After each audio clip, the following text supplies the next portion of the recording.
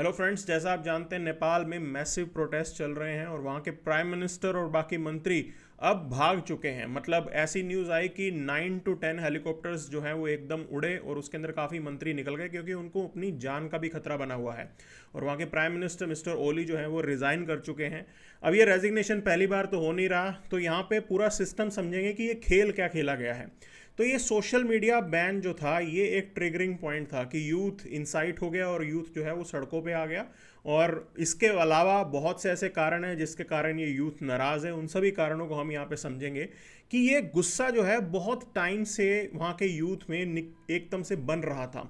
और अगर आप ध्यान दें तो पिछले कुछ महीनों पहले वहाँ पे मोनार्की को वापस लाने को लेके भी प्रोटेस्ट हुए थे। उनका ये मानना है कि जो रिपब्लिक का एक्सपेरिमेंट है ये कहीं ना कहीं फेल होता हुआ नज़र आ रहा है। और एट प्रेजेंट जो वहाँ पे जिन लोगों ने प्रोटेस्ट किया है, अगर उनका आप एज ग्रुप देखेंगे तो वो भी आपको लगेगा कि ये बिल्कुल ही न्यू जनरेशन है। मतलब 28 ईयर्स, 23 ईयर्स, और इतना ही नहीं, कई तो ऐसे हैं जो स्कूल ड्रेस के अंदर वहाँ पे प्रोटेस्ट करने के लिए पहुँचे हैं। तो आप लेवल समझ सकते हो कि कितना इम्पेशेंट जो है वो नेपाली यूथ है आज के टाइम पे, क्योंकि वो अनएम्प्लॉयमेंट फेस कर रहा है। वहाँ पे 19% के अराउंड अनएम्प्लॉयमेंट चल रहा है उधर। अब नेपाल की गवर्नमेंट ने क्या सोच के ये बैन लगाया वो समझिए आप पहले, कि उनको ऐसा लगा कि नेपाल में काफ़ी जो है साइबर क्राइम के केसेस हुए, बहुत मिसलीडिंग कंटेंट जो है वो यहाँ पे ऑनलाइन चल रहा था। मतलब हर देश इससे जो है एक तरीके से जूझ रहा है, तो नेपाल भी वैसा ही केस चल रहा था वहाँ पे। इसलिए उन्होंने वहाँ की जो मतलब कोर्ट का सहारा लेते हुए, दरअसल नेपाल में कोर्ट ने जो है कुछ स्टेप्स लेने को कहा था और नेपाली गवर्नमेंट उसी के ऊपर ही एक्ट कर रही थी। तो वो सहारा लेते हुए उन्होंने ये रूल बनाए कि जितने भी जो सर्विस प्रोवाइडर्स हैं उनको रजिस्ट्रेशन करवाना पड़ेगा और गवर्नमेंट की तरफ से कुछ एक कंप्लायंस हैं वो पूरे करने पड़ेंगे, जिसके अंदर आपको जो है एक ऑफिशियल भी अपॉइंट करना पड़ेगा। अब ये व्हाट्सएप और यूट्यूब और जो मोस्ट पॉपुलर हम मानते हैं सोशल मीडिया प्लेटफॉर्म्स, उन्होंने जो है ये काम नहीं किया। इसीलिए जो है 4 सितंबर को ये बैन लगा दिया जाता है। लेकिन अगर आप थोड़े समय पहले पे जाएंगे, मान लीजिए आप टिकटॉक की बात करें, तो टिकटॉक को बैन नहीं किया गया क्योंकि टिकटॉक ने जो है वो रजिस्ट्रेशन और जो भी गवर्नमेंट कंप्लायंस की रिक्वायरमेंट थी उनको पूरा किया है, तो टिकटॉक बैन नहीं हुआ। ठीक, अब देखो ये सब कहानी थी, तो पूरे तरीके से तो सोशल मीडिया बैन था ही नहीं। मतलब इसीलिए आप समझिए यहाँ पे तो यूथ क्यों सड़कों पे था, गुस्सा किसी और बात का था। This was just the triggering point. मामला करप्शन का भी था। तो मल्टीपल नेशंस जो हैं ये प्रॉब्लम फेस कर रहे हैं। श्रीलंका में हमने देखा किस तरीके से प्रोटेस्ट चल रहे थे वहाँ पे, और वहाँ पे भी वहाँ के प्रेसिडेंट को भागना पड़ा। देन वी नो बांग्लादेश के अंदर भी इसी लेवल के प्रोटेस्ट हुए हैं। तो और अब नेपाल में ऐसा हो रहा है। तो अब ये सवाल है कि अगला देश कौन सा हो सकता है जो हमारे सब कॉन्टिनेंट के अंदर ऐसे प्रोटेस्ट जो है वो झेलेगा। तो आप देखिए यहाँ पे गवर्नमेंट क्या बोलती है। कुछ लोगों का कहना है कि सरकार basically freedom of speech and expression को दबाना चाहती थी क्योंकि गवर्नमेंट का बहुत क्रिटिसिज्म हो रहा था, और जो नए जो वहाँ पे पॉलिटिशियन भी आ रहे हैं, नए लीडर्स भी आ रहे हैं, वो भी सोशल मीडिया ड्रिवन है। मैं आपको बताऊंगा किस तरीके से है ये।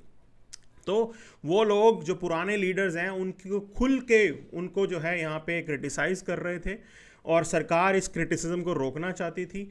और नेपाल के अंदर जो इंडस्ट्री मेजरली काम करती है दैट इज़ टूरिज़्म। अब टूरिज़्म इंडस्ट्री है और वो सोशल मीडिया पर हैविली डिपेंडेंट है। एट प्रेजेंट आप देखिए इंस्टाग्राम देख देख के रोल लोग जो हैं नए नए टूरिस्ट डेस्टिनेशन में पहुंचते हैं, तो वहाँ पे बिजनेस मिलता है उनको। तो बहुत से लोग, बहुत सी फैमिलीज इस इंडस्ट्री के ऊपर डिपेंडेंट हैं। और जब गवर्नमेंट ने ये बैन कर दिया तो एक तरीके से उनकी लाइफ के ऊपर, उनकी लाइवलीहुड के ऊपर ये डायरेक्ट अटैक था। उनके पास कोई चारा ही नहीं था कि करो या मरो, है कि सरकार को ही उखाड़ दो, and this is what they have done. तो टूरिज्म पावर्ड इकोनॉमी के अंदर सोशल मीडिया आज की डेट में इंपॉर्टेंट रोल प्ले करता है, तो ये उनके पॉलिटिशियंस को समझना चाहिए था। ऐसा उन्होंने नहीं किया। प्रेस फ्रीडम के ऊपर भी जो है काफ़ी रिस्ट्रिक्शंस लगाए गए, तो और ये भी प्रॉब्लम बनी। तो ये सब मिली जुली चीज़ें थी जो एकदम से गुस्से के रूप में फूट पड़ी, है ना। अब जो वहाँ पे नौकरियाँ नहीं हैं वो फैक्टर भी आप समझिए।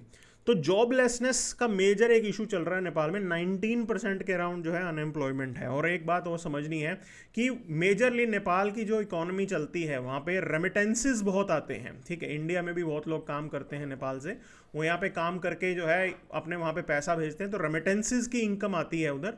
बट ग्राउंड के ऊपर कुछ विजिबल नहीं होता। तो वहाँ के लोगों को ये लग रहा है कि ये हमसे पैसा ले रही है सरकार, और हम इतना पैसा यहाँ पे लगा भी रहे हैं, तो टैक्स पेयर जो है उसके पैसे का क्या हो रहा है। कोई फ्यूचर नहीं। और दूसरी बात समझिए, गुस्सा दूसरा भी है, बहुत से ऐसे यहाँ पे जो नेपो किड्स उनको टारगेट किया गया कि कैसे जो है जो पॉलिटिशियंस हैं उनके बच्चे जो हैं वो कितना बढ़िया लाइफस्टाइल यहाँ पे जी रहे हैं, ये फैक्टर आए। और सरकार ने जो बैन किया है उसके पीछे जो रीज़न बताया गया कि देखिए जो पॉलिटिक्स है वो भी थोड़ी समझनी है हमें, कि नेपाल में नए पॉलिटिशियंस आए हैं जो यंग पॉलिटिशियन हैं, ठीक है। नॉर्मली आप देखिए नेपाल की एवरेज एज मान ली 27 ईयर्स होगी, यंग कंट्री है बहुत, लेकिन जो वहाँ पे पॉलिटिशियंस हैं उनकी एवरेज एज, ये जो प्रधानमंत्री और जितने ऊपर टॉप पे बैठे हुए हैं वो 70 प्लस हैं सबके सब। तो कंप्लीटली वो रिप्रेजेंट ही नहीं कर रहे और यूथ को वहाँ पे आने ही नहीं देते। तो इसलिए ये लड़ाई थी कि कैसे जो है इन्हीं के ही बच्चे आगे जाके पॉलिटिशियंस बनते हैं, नेपोटिज्म होता है, और नेपोटिज्म के चलते जो है जो टैलेंटेड इंडिविजुअल है उसको मौका नहीं मिलेगा। तो जैसा परिवारवाद इंडिया के अंदर भी हम बोलते हैं ना कि है यहाँ पे, तो हमारे यहाँ पे भी कभी प्रॉब्लम आती है कि नए लीडर्स सामने नहीं आते हैं। तो अब देखिए यहाँ पे ऐसे दो नाम हमें पता लगे, तो काठमांडू के मेयर बलेंद्र शाह, ठीक, और वो बेसिकली रैपर थे अपने 30s के अंदर, और राष्ट्रीय स्वतंत्र पार्टी के chief Ravi Lamichhane, and he was a TV anchor. अब ये दो लीडर ऐसे थे जो सोशल मीडिया पे हाइप बना के ही इन्होंने जो है अपनी प्रोमिनेंस गेन की थी। अब देखिए यहाँ पे स्वतंत्र पार्टी के जो लीडर हैं वो तो डेप्यूटी प्राइम मिनिस्टर भी रहे हैं, तो आप खुद ब खुद अंदाज़ा लगा लो कि ये कितने जो है सोशल मीडिया पावरफुल है। तो दो लीडर ज़बरदस्त मिले यहाँ पे, और तो एग्जिस्टिंग पॉलिटिशियंस को ये डर लगने लगा कि ऐसे तो न्यू लीडर्स का जो है मतलब कोई भी जो है क्राउड में से उठ के न्यू लीडर बनते जाएंगे। तो इन पॉलिटिशियंस की जिनकी दाल रोटी जो है कम से कम अभी इन करप्शन और इन सिस्टम से चलती थी वो एक्सपोज होने लगती। इस डर से भी उन्होंने जो है सोशल मीडिया बैन का सहारा लिया। और गुस्सा तो ये नेपो बेबीज़ और ये सब चीज़ों पे भी था, करप्शन की लड़ाई है। सोशल मीडिया बैन तो बस एक ट्रिगरिंग पॉइंट है, मेन पॉइंट ये है। और यहाँ पे एक ऑर्गेनाइजेशन का नाम आ रहा है, दैट इज़ हामी नेपाल, है ना। तो दिस ऑर्गेनाइज जो पूरा अभी जो है प्रोटेस्ट ऑर्गेनाइज हुआ है, this was basically done by हामी नेपाल। और अभी आपको एक बात समझनी है कि रिसेंटली आज जो वायलेंस हुआ है उसमें भी यही न्यूज़ है कि सरकार वहाँ पे जा चुकी है। We have to see who is going to be the new prime minister और कैसे जो है वहाँ पे सरकार चलेगी। अब एक पॉइंट मैं बता रहा हूँ आपको, 2008 में नेपाल ने अपना जो है कॉन्स्टिट्यूशन बनाया था। 2008 से लेके आज तक आप देख लो, मतलब it has been I guess 15 to 18 times जो है इनके प्रधानमंत्री वगैरह चेंज होते रहे हैं। अब प्रधानमंत्री ऐसे चेंज नहीं होते, खेल यहाँ ख़त्म नहीं होता। आप ज़रा ये खेल देखो, ये जो प्राइम मिनिस्टर की कुर्सी है ये 3-4 लोगों में ही घूमती रही है। तो मिस्टर ओली, मिस्टर प्रचंड, या जो है शेर बहादुर दोबा, ये 3-4 लोग हैं जो आपस में ही एक दूसरे को प्रधानमंत्री बनाते रहते हैं, मतलब कोएलिशन गवर्नमेंट चलाते हैं और इन्हीं में से कोई घूम फिर के प्रधानमंत्री बन जाता है। तो प्रचंड साहब थे, ठीक है, उनसे पहले ओली साहब थे, फिर प्रचंड साहब, मतलब ओली साहब को रिज़ाइन करना पड़ा, प्रचंड साहब फिर आ गए, फिर मतलब शेर दुआबा साहब आ गए। So this goes on their. ये पॉलिटिकल इंस्टेबिलिटी है और नेपाल की जनता ये कह रही है कि ये तो हमें बेवकूफ़ बना रहे हैं। इसलिए उनकी ये डिमांड थी कि मोनार्की वापस लाओ। They said that we are fed up with this, okay, हम इससे बिल्कुल फेड अप हो चुके हैं।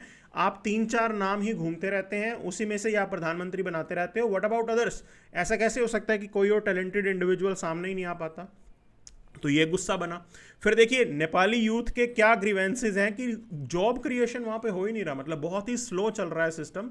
दे are not happy with the government, opportunities नहीं है, इनइक्वालिटी इतनी ज़्यादा है।